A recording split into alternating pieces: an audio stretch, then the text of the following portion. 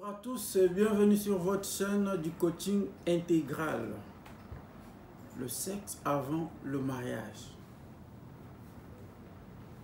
On ne peut pas acheter une marchandise dans l'emballage. Il faut essayer, il faut goûter pour apprécier, pour voir si c'est votre pointure ou pas. Même l'essai dans la nourriture là, on essaye toujours. Et si le gars est impuissant? Et si nous ne sommes pas compatibles? Il faut déjà appliquer pour ne pas être surpris le jour du mariage. Voilà autant de raisons qu'avancent ou que poussent les gens qui cherchent à se connaître avant. Vous pensez que Dieu, qui a institué le mariage là, il peut unir les gens incompatibles? Non, on regarde toujours l'attirance, l'aspect physique. Mais Dieu sait ce qui est caché. Dieu connaît l'avenir. C'est pourquoi il faut toujours associer Dieu avant de se lancer dans ce terrain glissant. Il faut toujours associer Dieu dans votre choix. Une fille a rencontré un monsieur, ils ont commencé à évoluer.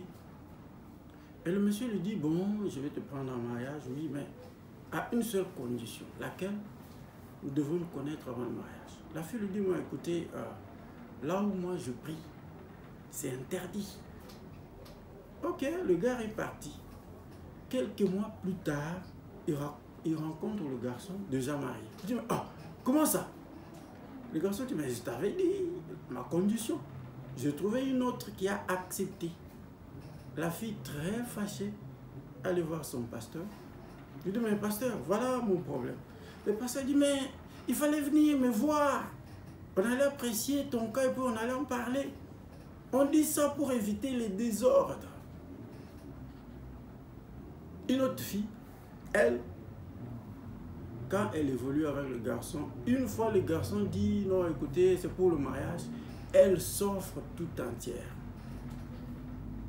Et dès que le garçon a déjà goûté la chair, c'est fini le problème de mariage.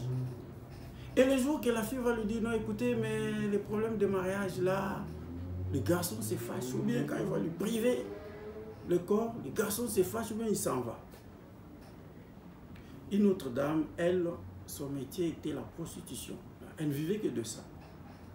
Un jour, elle va à l'église, on prêche sur ça. Elle était tellement touchée qu'elle a arrêté avec ça. Un jour, en cours de route, en train de passer, elle voit une grosse jeep passer rapidement et puis s'arrêter pour reculer. Un monsieur descend, il dit, oh, c'est telle dame. Il dit, oui, c'est moi.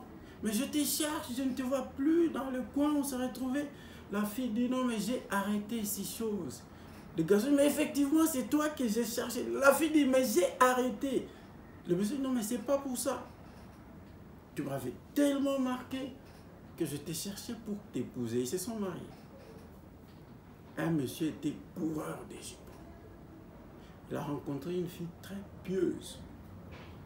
La fille lui a dit, non, il n'y a pas de problème, mais à une seule condition, tu dois m'honorer.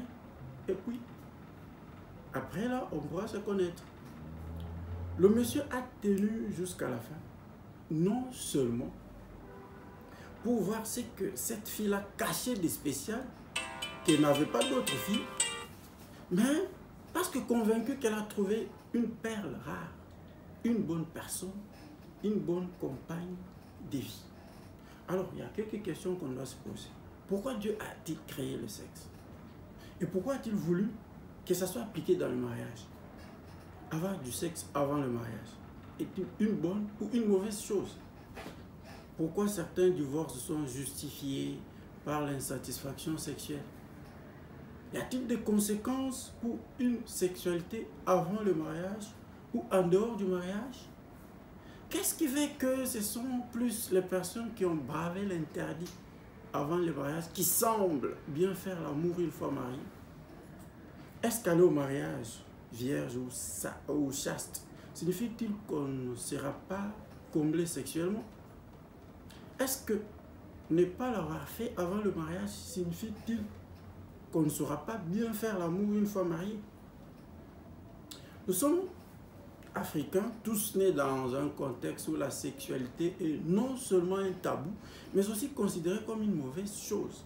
Conséquence, même marié, on est resté avec cette mauvaise image du sexe, de l'interdit.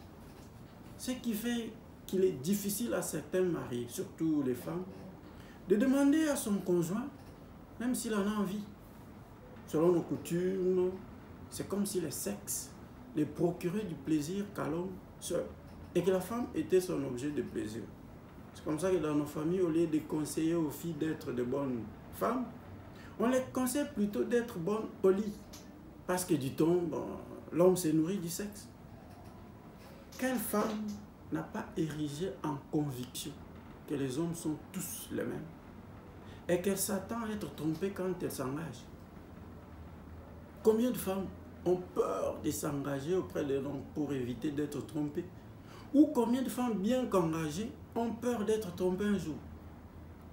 Qui n'a pas entendu dire que faire l'amour avant le mariage est un crime?